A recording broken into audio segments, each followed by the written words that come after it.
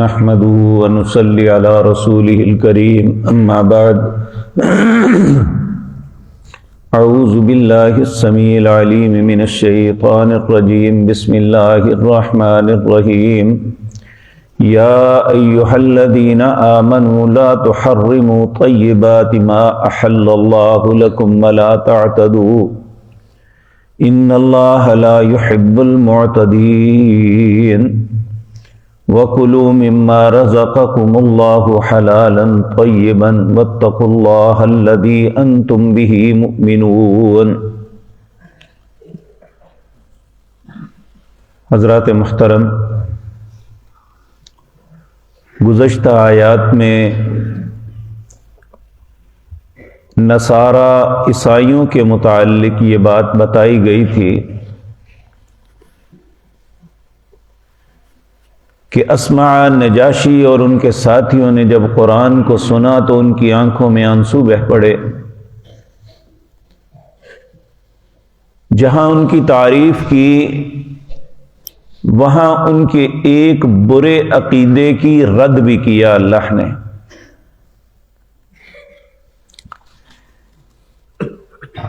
عیسائیت کے اندر رہبانیت جو ہے اسے دین کا ایک حصہ سمجھا جاتا ہے۔ رہبانیت کیا ہے؟ کہ انسان دنیا کے سارے معاملات کو ترک کر کے بے شمار حلال چیزوں کو چھوڑ کے الگ تھلگ ہو کے بیٹھ جائے اور یہ سمجھے کہ میں نے زندگی کا مقصد صرف اللہ کی عبادت ہے اور کچھ نہیں۔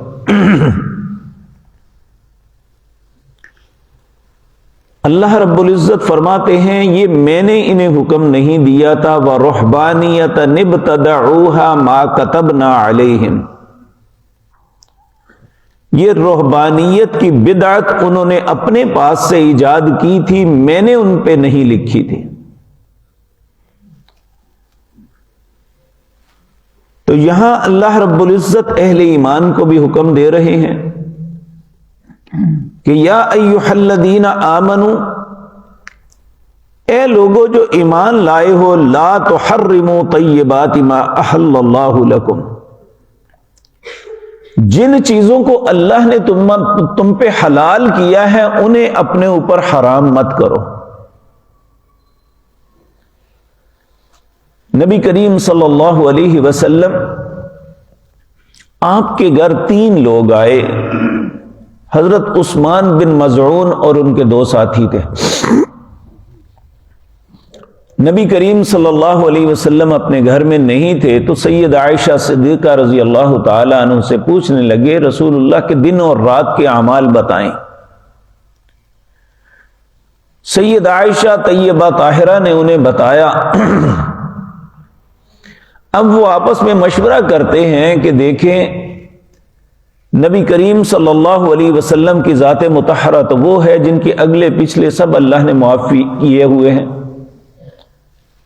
اللہ نے آپ پہ جنت کو لازم کر دیا ہے، جہنم کی آگ کو حرام کر دیا ہے آپ پہ، اس لیے ہم گناہگار لوگ ہم تو زیادہ کریں گے تو تب ٹھیک ہے۔ ان میں سے ایک کہنے لگا کہ میں کبھی سوؤں گا نہیں، ساری رات نماز پڑھا کروں گا۔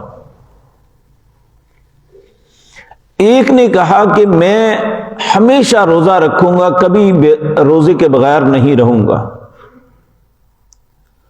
اور تیسرے نے کہا کہ میں شادی نہیں کروں گا، تارک الدنیا ہو کے جنگلوں میں چلا جاؤں گا۔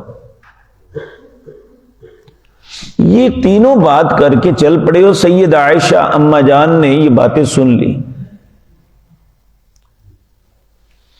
تھوڑی دیر کے بعد رسول اللہ صلی اللہ علیہ وسلم اپنے گھر میں تشریف لائے تو اما جان نے یہ جو واقعہ ہوا تھا تو آپ نے بتایا کہ فلاں 3 لوگ آئے تھے، انہوں نے مجھ سے آپ کے اعمال پوچھے، دن اور رات میں آپ کیا کرتے ہیں، میں نے بتایا، انہوں نے انہیں کم جانا اور یہ بات کہی اور چلے گئے۔ نبی کریم صلی اللہ علیہ وسلم اسی وقت باہر آئے۔ آپ نے ایک شخص کو کہا ان تینوں کو ڈھونڈ کے لاؤ۔ جب وہ تینوں نبی کریم صلی اللہ علیہ وسلم کی خدمت میں حاضر ہوئے، آپ نے ان سے پوچھا کہ یہ بات آپ نے کہی ہے؟ انہوں نے کہا ہاں یا رسول اللہ صلی اللہ علیہ وسلم، ہم نے یہ بات کی تھی۔ آپ نے فرمایا اس کائنات میں مجھ سے زیادہ اللہ کی عبادت کوئی نہیں کر سکتا ہے، اور میں رات کو نماز بھی پڑھتا ہوں اور سوتا بھی ہوں، مجھ سے زیادہ متقی کوئی نہیں ہو سکتا، اور میں روزہ بھی رکھتا ہوں اور نہیں بھی رکھتا، یعنی بعض سوموار جمعرات کو روزے رکھتے تھے، ایام 20 کے روزے رکھتے تھے، دوسرے دنوں میں آپ نہیں روزے رکھتے تھے۔ آپ نے فرمایا میں نے شادی بھی کی ہے اور اعتکاف بیٹھ کے الگ بھی ہوتا ہوں، اور پھر آپ نے فرمایا من رغب عن سنتی فلیس منی، جس نے میری سنت سے اعراض کیا وہ میرا امتی نہیں۔ آج مسلمانوں کے اندر بھی بعض لوگ اپنے بزرگوں کی نیکی اور تقوی دکھلانے کے لیے جھوٹ بولتے ہیں، کہتے ہیں جی فلاں بزرگ جو تھے انہوں نے 40 سال تک عشاء کی نماز کے وضو کے ساتھ فجر پڑھی، یعنی ساری رات جاگتے رہے، تو اللہ کے نبی نے تو منع کیا تھا عثمان بن مظعون کو۔ اور دیکھیں جب سورت مزمل نازل ہوئی، اللہ نے کہا یا ایھا المزمل قم اللیل الا قلیلا نصفہ او انقص منہ قلیلا او زد علیہ، اے میرے پاک پیغمبر اٹھیے اور نماز ادا کریے، رات کا ایک حصہ، رات کا نصف اور رات کے 2 حصے۔ آپ اور آپ کے ساتھ صحابہ نے ایسا کرنا شروع کر دیا۔ 1 سال گزرا تو اللہ رب العزت نے فرمایا ان ربک یعلم انک تقوم ادنی من ثلثی اللیل ونصفہ وثلثہ وطائفۃ من الذین معک واللہ یقدر اللیل والنہار، تیرے رب نے جان لیا ہے آپ اور آپ کے ساتھ ایک جماعت رات کا 1 حصہ، رات کا نصف اور 2 حصے جاگتی ہے۔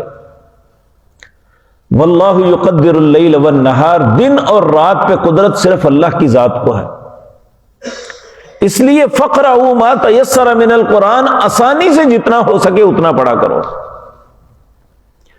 تو یہ ساری رات کی عبادت کی تو سوائے لیلۃ القدر کے حکم ہی نہیں ہے، تو یہ کون سی نیکی ہے جی 40 سال تک ایسا کرتے رہے، جبکہ ہے ہی ناممکن۔ اور آج بھی کئی ایسے خود ساختہ پیر ہیں جنہوں نے اپنے متعلق مشہور کیا ہوا ہے میں کئی سالوں سے سویا ہی نہیں، فلاں نے کئی سال تک کھانا ہی نہیں کھایا۔ اتنا بڑا جھوٹ بولا جاتا ہے العیاذ باللہ، جبکہ اللہ، اور بعض کہتے ہیں جی فلاں شخص نے اللہ کی محبت میں فلاں چیز کو چھوڑ دیا جو اسے بڑی اچھی لگتی تھی۔ اللہ کہتے ہیں یا ایھا الذین آمنوا لا تحرموا طیبات ما احل اللہ لکم، اے اہل ایمان جن چیزوں کو اللہ نے حلال کیا ہے اپنے اوپر حرام نہ کرو۔ رسول اللہ سے بہتر مثال کس کی ہو سکتی ہے کہ نبی کریم صلی اللہ علیہ وسلم آپ عصر کے بعد اپنی ازواج کے پاس جاتے تھے تو ایک زوجہ کے پاس شہد آیا، تو وہ آپ کو پانی میں گول کے شربت بنا کے پلاتی، اور ادب کا تقاضا یہ ہے جب کوئی مہمان نوازی کرے تو اس کے پاس تھوڑی سی حوصلہ افزائی کے لیے بیٹھنا چاہیے۔ نبی کریم کچھ وقت ان کے پاس بیٹھتے، دوسروں کو ہوا کہ یہ آپ فلاں گھر میں جا کے زیادہ وقت کیوں لگاتے ہیں، پتہ چلا یہ معاملہ ہے، تو انہوں نے آپس میں مشورہ کیا، کہا کہ نبی کریم تشریف لائیں تو کہنا آپ کے منہ سے اسمیل آتی ہے۔ ایک گھر میں آئے، اس نے بھی یہ کہا، دوسرے گھر میں اس نے بھی یہ کہا، آپ بڑے نظیف انسان تھے۔ آپ نے فرمایا میں نے شہد کے شربت کے علاوہ تو کچھ نہیں پیا، تو کہنے لگے یا شاید فلاں بوٹی کا ہے اس لیے اس کی بدبو ہے۔ آپ نے فرمایا اللہ کی قسم آج کے بعد شہد نہیں کھاؤں گا۔ تو اللہ رب العزت نے قرآن اتار دیا یا ایھا النبی لما تحرم ما احل اللہ، اے میرے پاک پیغمبر جس چیز کو اللہ نے حلال کیا ہے اپنے اوپر کیسے حرام کر سکتے ہیں؟ قد فرض اللہ لکم تحلۃ ایمانکم، اللہ آپ پہ لازم کرتے ہیں کہ آپ اپنی قسم کا کفارہ دیجئے، اور جس چیز کو اللہ نے حلال کیا ہے اپنے اوپر حرام نہیں کر سکتے۔ تو یہاں بھی اللہ رب العزت اہل ایمان کو یہ حکم دے رہے ہیں کہ تم نے عیسائیوں کی طرح نہیں کرنا کہ جو چیزیں اللہ نے حلال کی ہیں اپنے اوپر حرام کر کے کہو کہ دیندار ہو۔ یہ کوئی دینداری نہیں ہے، بلکہ کہا ولا تعتدوا، یہ زیادتی نہ کرنا۔ یہ زیادتی ہے، اللہ نے جن چیزوں کو حلال کیا ہے انہیں حرام۔ ہاں یہ ایک الگ بات ہے، بعض لوگوں کو بعض چیزیں پسند نہیں ہوتی، ہے حلال، کہتے ہیں جی مجھے کراہت ہے، میں نہیں کھا سکتا۔ بعض لوگ گوشت نہیں کھا سکتے، بعض لوگ بعض سبزیاں نہیں کھا سکتے، وہ حرام نہیں، ویسے اس کا من نہیں کرتا۔ جس طرح نبی کریم صلی اللہ علیہ وسلم کے سامنے گول آئی گئی تو آپ نے فرمایا تم کھاؤ، مجھے کراہت ہے، میں نہیں کھاتا۔ تو عرب کھاتے ہیں، تو ایسی بات نہیں جہاں ایک چیز کو اپنے اوپر حرام کر لینا، جی میں نے اللہ کی محبت میں یہ حرام کی ہے۔ اللہ اکبر۔ اللہ فرماتے ہیں ولا تعتدوا، یہ زیادتی نہ کرنا، ان اللہ لا يحب المعتدین، زیادتی کرنے والوں سے اللہ محبت نہیں کرتے۔ پھر فرمایا کلوا مما رزقکم اللہ حلالا طیبا، کھاؤ جو اللہ نے تم کو رزق دیا ہے حلال اور طیب، پاک بھی ہو اور حلال بھی ہو۔ واتقوا اللہ الذی انتم بہ مؤمنون، ڈرو اللہ سے، الذی وہ ذات ہے، انتم بہ مؤمنون جس پر تم ایمان رکھتے ہو۔ تو یہ بات ہمیں سمجھ لینی چاہیے کہ اللہ نے جس چیز کو حلال کیا ہے اس کو اپنے اوپر حرام نہیں کر سکتے، یا اس کے متعلق نفرت کا اظہار نہیں کر سکتے۔ ٹھیک ہے آپ پسند نہیں تو آپ کہیں مجھے نہیں پسند۔ تو اللہ رب العزت ہمیں زیادتی سے محفوظ رکھے، جو اللہ نے حلال کی ہیں ان حلال کو اپنانے، اور جن چیزوں کو حرام کیا ہے ان حرام سے ہمیں بچنے کی توفیق عطا فرمائے۔ اقول قولی ھذا واستغفر اللہ لی۔